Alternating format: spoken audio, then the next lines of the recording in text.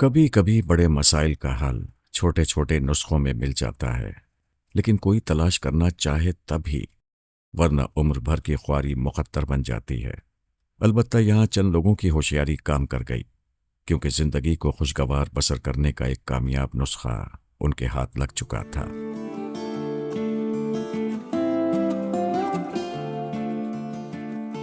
اس آدمی کی عمر 35 اور 40 سال کے درمیان ہوگی۔ خوش لباس اور باوقار سا آدمی تھا، اور وہ عورت میرے اندازے کے مطابق 30 سے کم ہوگی، اور بہت طرح دار قسم کی عورت تھی۔ وہ ان عورتوں میں سے تھی جن پر زمانے کے اثرات ذرا کم ہی ہوا کرتے ہیں، اور جن کی شادیاں بہت دنوں تک برقرار رہتی ہیں۔ میں اس وقت ٹیکسی کے سٹینڈ کے پاس کھڑا تھا۔ وہ عورت بھی آ کر وہاں کھڑی ہو گئی۔ ایسی کسی عورت کو دیکھ کر سینے میں ہلچل سی ہونے لگتی ہے، خاص طور پر کسی خوبصورت عورت کو۔ شاید وہ بھی ٹیکسی کے لیے آئی ہوگی اور میری طرح کسی دفتر میں کام کرتی ہوگی۔ اب ایسی باتیں میں اس سے کہاں معلوم کر سکتا تھا۔ خواہش تو یہی تھی کہ آگے بڑھ کر اس سے بات کر لوں، اس سے پوچھوں کہ وہ کس طرف جا رہی ہے، اور یہ جھوٹ بھی بول دوں کہ میں بھی اسی طرف جا رہا ہوں۔ چلے میں آپ کو ڈراپ کر دیتا ہوں۔ میں یہ سب سوچے جا رہا تھا کہ اچانک وہ آدمی آ گیا۔ وہ آگے جا رہا تھا، لیکن اس عورت کو دیکھ کر رک گیا۔ اس کی آنکھوں میں چمک سی پیدا ہو گئی، اور وہ اس عورت سے چند قدم پیچھے ہٹ کر کھڑا ہو گیا۔ عورت نے ایک نظر اس کی طرف دیکھ کر اپنا چہرہ میری طرف کر لیا۔ اتنے میں ایک ٹیکسی آ گئی۔ اس آدمی نے ٹیکسی والے سے کچھ بات کی، پھر اچانک اس عورت کے پاس آ گیا۔ محترمہ، آپ کس طرف جا رہی ہیں؟ اس نے بڑے ادب سے اس عورت کو مخاطب کیا۔ وہ دونوں میرے قریب ہی کھڑے تھے، اس لیے میں نے ان کی باتیں سن لی۔ جی، صدر کی طرف، اس عورت نے تھوڑا سا ہچکچاتے ہوئے جواب دیا۔ چلیں میں آپ کو ڈراپ کر دیتا ہوں، اس نے کہا۔ میں بھی اسی طرف جا رہا ہوں، آ جائیں پلیز۔ بالکل وہی باتیں ہیں جو میں نے سوچ رکھی تھیں، لیکن میں صرف سوچتا رہ گیا، اور اس کم بخت نے باسی مار لی۔ وہ عورت ہچکچاتی ہوئی آگے بڑھی اور ٹیکسی کی پچھلی نشست پر بیٹھ گئی، جبکہ وہ آدمی آگے بیٹھا تھا۔ میں اپنی جگہ کڑ کر رہ گیا۔ اچھا خاصا معقول آدمی معلوم ہوتا تھا، اور کتنی آسانی سے ایک خوبصورت عورت کو اپنے ساتھ لے جانے میں کامیاب بھی ہو گیا۔ ان دونوں کے درمیان یقیناً راستے بھر باتیں ہوتی رہی ہوں گی، ایک دوسرے کو نام بتائے گئے ہوں گے، پھر فون نمبر بھی دیے گئے ہوں گے، اور ہو سکتا ہے اس نے چائے کی دعوت بھی دے دی ہو۔ اب دونوں کہیں چائے پینے بیٹھ گئے ہوں گے۔ یہ سب سوچ سوچ کر میرا دماغ کھولتا رہا۔ میرے ساتھ مسئلہ یہ ہے کہ میں بہت کچھ سوچ تو لیتا ہوں، لیکن عمل نہیں کر پاتا، اور بازی کسی اور کے ہاتھ میں چلی جاتی ہے۔ کبھی مجھ میں اتنی ہمت نہیں ہوتی، یا میں ہمیشہ دیر کر دیتا ہوں اور وقت گزر جاتا ہے۔ بہرحال اس وقت میں بہت غصے میں تھا، کیونکہ مجھ سے کچھ بھی نہیں ہو سکا تھا۔ کئی دن بعد وہ آدمی مجھے پھر دکھائی دیا۔ ان دونوں کی صورتیں تو میرے ذہن پر نقش ہو گئی تھیں۔ میں کیسے بھول سکتا تھا؟ وہ آدمی ایک مہنگے سے ریسٹوران کے سامنے کھڑا تھا۔ اس کے ہاتھ میں گلاب کا ایک خوبصورت پھول بھی تھا۔ اس کے انداز سے یہ ظاہر ہو رہا تھا کہ وہ کسی کے انتظار میں ہے۔ میں سامنے سے گزر رہا تھا، اسے دیکھ کر میں آڑ میں ہو گیا۔ یہ آدمی شاید اسی عورت کا انتظار کر رہا ہوگا۔ میرا اندازہ بالکل درست نکلا۔ ایک ٹیکسی آ کر رکی، اور اس میں سے وہی عورت مسکراتی ہوئی باہر آ گئی۔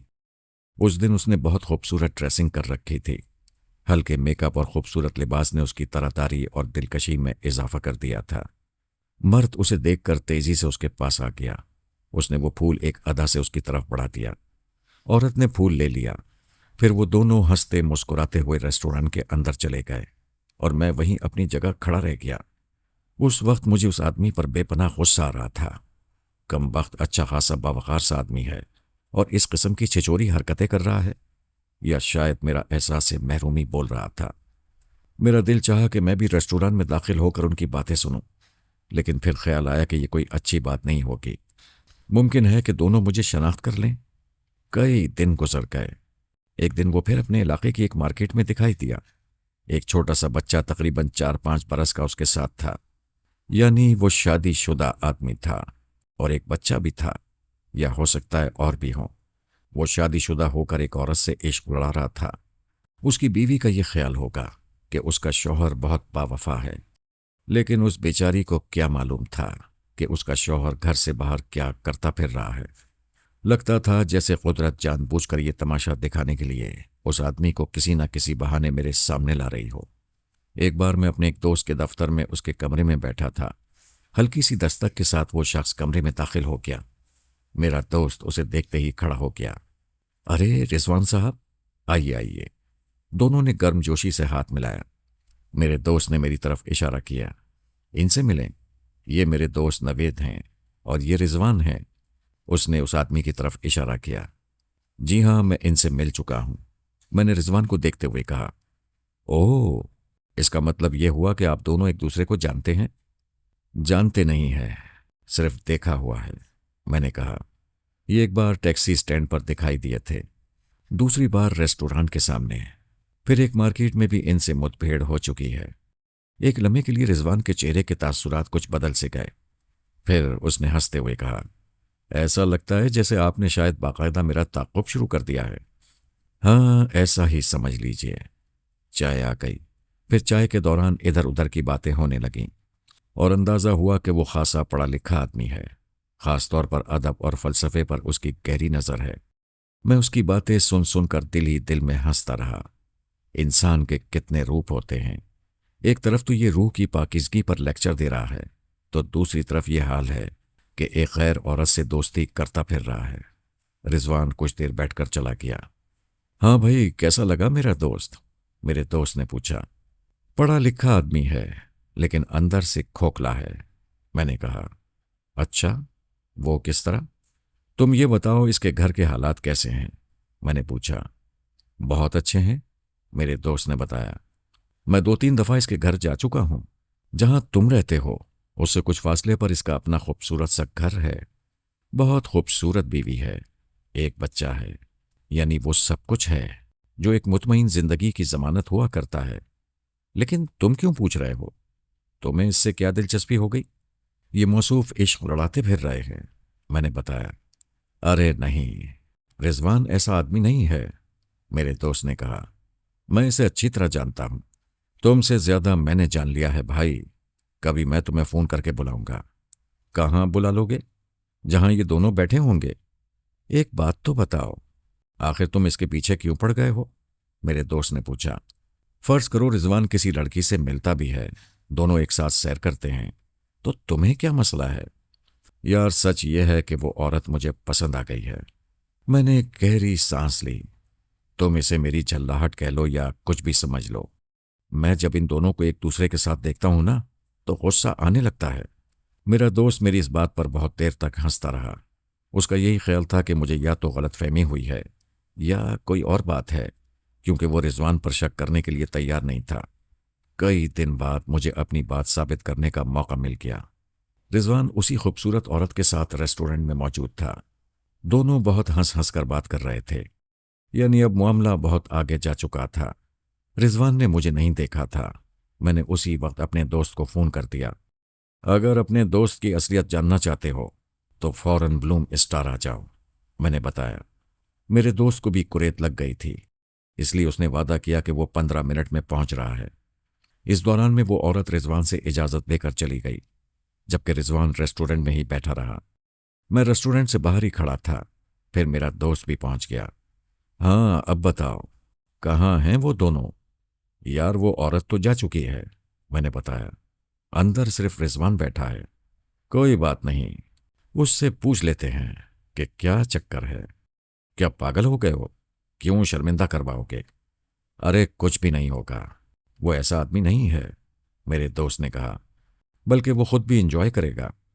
میں منع کرتا رہا، لیکن میرا دوست مجھے کھینچ کر رضوان کے پاس لے آیا۔ رضوان ہم دونوں سے بہت گرم جوشی سے ملا۔ یار میں تو تمہاری محبوبہ کو دیکھنے آیا تھا، میرے دوست نے کہا۔ میری محبوبہ؟ رضوان نے حیرت ظاہر کی۔ میرے دوست نے نہایت مفصل انداز میں پھر میرے حوالے سے وہ سب کچھ کہہ دیا جو میں نے اسے بتایا تھا۔ اس وقت مجھے خاصی شرمندگی ہو رہی تھی، جبکہ رضوان سنجیدہ تھا۔ اس نے میری طرف دیکھتے ہوئے کہا، آپ نے بالکل ٹھیک سمجھا ہے بھائی، میں واقعی ایک عورت سے محبت کرنے لگا ہوں، اور اس جذبے پر کوئی اختیار بھی نہیں ہوتا۔ حد ہو گئی، میرا دوست غصے سے بولا۔ یار اتنی اچھی بھابھی کے ہوتے ہوئے تم ایسی حرکتیں کر رہے ہو؟ تم اسے میری مجبوری بھی سمجھ سکتے ہو، یہ کیسی مجبوری ہے؟ تم دونوں میرے ساتھ گھر چلو، میں تمہیں تفصیل سے بتاؤں گا کہ یہ کیسی مجبوری ہے۔ اب پتہ نہیں اس کے گھر جانا مناسب تھا بھی یا نہیں۔ بہرحال تجسس اتنا تھا کہ میں اور میرا دوست دونوں رضوان کے گھر پہنچ گئے۔ یہ گھر میرے ہی علاقے میں تھا، انتہائی خوبصورت اور سلیقے سے سجا ہوا گھر۔ رضوان نے ہم دونوں کو ڈرائنگ روم میں بٹھا دیا۔ کچھ ہی دیر میں رضوان کی بیوی ٹرالی میں ناشتے کے لوازمات لیے ہوئے اندر آ گئی اور میں اسے دیکھ کر کھڑا ہو گیا، کیونکہ یہ وہی عورت تھی۔ میری سمجھ میں نہیں آ رہا تھا کہ میں کیا کہوں، جبکہ رضوان اور وہ عورت دونوں ہنسے جا رہے تھے۔ یہ کیا سلسلہ ہے یار؟ میرے دوست نے پوچھا۔ یہ ایک نسخہ ہے محبت میں گرم جوشی پیدا کرنے کا، رضوان نے بتایا۔ بات یہ تھی کہ ہم دونوں یہ محسوس کر رہے تھے کہ ہماری محبت میں سرد موہری سی پیدا ہو گئی ہے۔ ہم ایک ہی لوکیشن پر ایک دوسرے کو دیکھتے دیکھتے بور ہو گئے تھے، اس لیے ہم دونوں نے سوچا کہ کیوں نہ اس طرح ملاقاتیں کی جائیں جس طرح محبوب اور محبوبہ ایک دوسرے سے ملتے ہیں، چھپ چھپ کر۔ اور تم یقین کرو، اب ہمارے درمیان وہی پہلی والی گرم جوشی پیدا ہو گئی ہے۔ اوہ خدایا، میں شرم سے پسینے پسینے ہو رہا تھا۔ بھائی صاحب، رضوان کی بیوی نے مجھے مخاطب کیا، ویسے یہ نسخہ ہے بہت زبردست، آپ بھی چاہیں تو بھابھی کے ساتھ یہ نسخہ استعمال کر سکتے ہیں۔ وہ سب ہنسنے لگے تھے۔ ویسے میں نے بھی گھر آ کر اپنی بیوی کے لیے یہ نسخہ آزمایا ہے اور بہت مفید پایا ہے۔ اگر آپ بھی اس قسم کی صورتحال سے دوچار ہیں تو بے جھجک یہ نسخہ استعمال کر سکتے ہیں۔ میری طرف سے اجازت ہے۔